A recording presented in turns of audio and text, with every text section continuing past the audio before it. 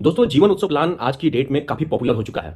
लेकिन इस प्लान में कुछ अलग-अलग बेनिफिट्स हैं जिसके बारे में कस्टमर का सवाल आता है। जैसे पेड अप बेनिफिट्स। क्या है पेड अप बेनिफिट्स?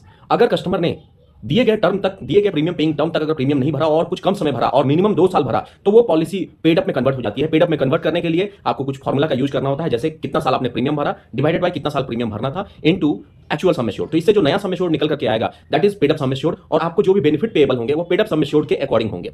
अब अगर आपका नया सम एश्योर्ड जो है, पेड अप सम एश्योर्ड जो है, वह 2 लाख से नीचे है, तो उसमें किसी भी तरह का रेगुलर इनकम बेनिफिट या फ्लेक्सिबल इनकम बेनिफिट जो 10% ऑफ सम एश्योर्ड मिलता था वो पेएबल नहीं होगा। मतलब नॉमिनी को केवल डेथ बेनिफिट मिलेंगे जो कि होगा सम एश्योर्ड और जितने साल कस्टमर ने प्रीमियम भरा है उतने दिन का गारंटीड एडिशन। इसके अलावा अगर जो paid up sum assured 2 lakh से 3 लाख के बीच में है तो आपका जो रेगुलर इनकम बेनिफिट है वह होगा 5% of the paid up sum assured. अगर 3 लाख से 4 लाख के बीच है तो 6% of the paid up sum assured. अगर 4 लाख से 5 लाख के बीच है तो 7% of the paid up sum assured. और अगर 5 लाख से ऊपर है तो एक्चुअल बेनिफिट मतलब 10%